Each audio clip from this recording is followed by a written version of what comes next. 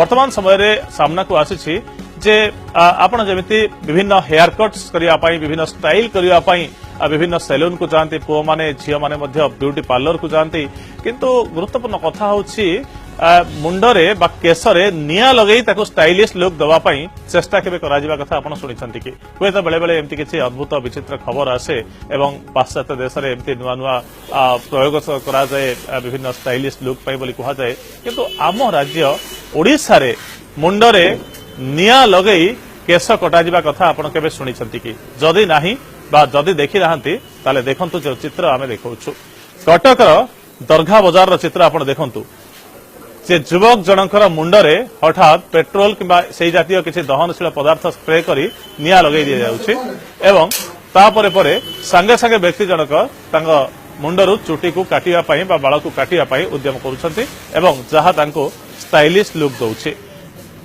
एवं गुरुत्वपूर्ण कथा होछि जे हठात आपण सैलून ने बसिथिबे आपनका मुंडरे जदि एमिति केतेबेले निया लगेई दिया जाए आपण कोन करिवे चिंता करिवे जे हुए तो मृत्यु निश्चित किंबा बाल बा मुंडर केश जली जली पोड़िबो एवं सेहिथरे स्टाइलिश लुक आसीबो एक कथा आपण केबे चिंता करि नथिबे किंतु ओडिसा परि राज्य रे बा आम राज्य रे एमिति घटना मध्ये घटिलाणी तो कोनोसी बड़ बड़ शहर नुहे बा इंग्लैंड न्यूयॉर्क टोकियो जाकर्तार कथा आमे कहूनु आमे सीधा सड़क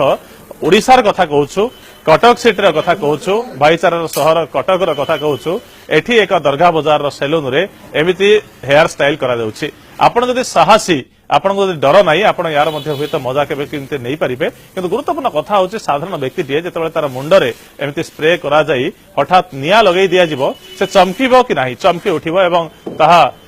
ताकू कष्ट दबो बोली अनुमान करा जाई परिबो किंतु जो भिजुआल आपण देखुछन्ती जो चित्र आपण देखुछन्ती ता निश्चित भाव में अनेक रोचक कथा कहूची जे आजिकार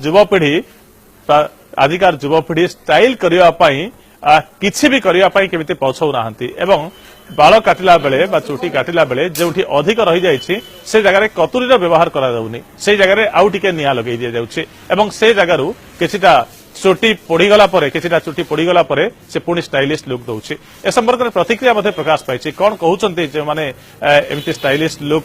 दउछन्ती आसंत सुनिबा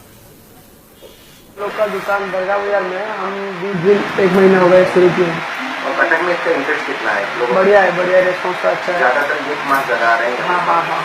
तो हमें थोड़ा बताइए फायर कटिंग के बारे में क्या क्या चल रहा है नॉर्मल कटिंग के अगर अलावा ये बहुत जल्दी हो जाता है और यंग जनरेशन लोग जो है वो सब जल्दी भी बना लेते हैं अच्छा रेस्पॉन्स तो अच्छा है मार्केट में इसका